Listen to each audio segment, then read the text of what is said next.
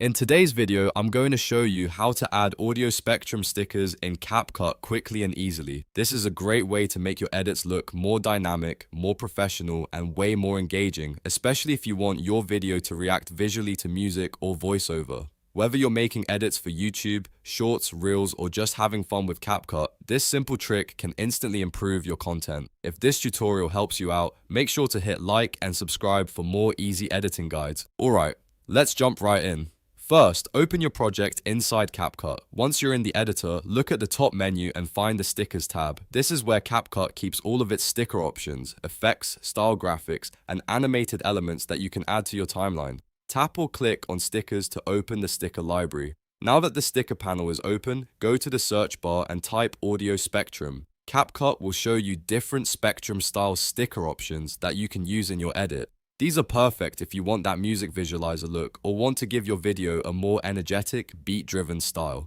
Take a moment to browse the available options and choose the one that fits your video best. Once you find the audio spectrum sticker you want, look for the download icon on it. Tap or click that download button to save the sticker into your CapCut project library. Depending on your connection and device, it may take a few seconds to finish downloading, so just wait until the process is complete.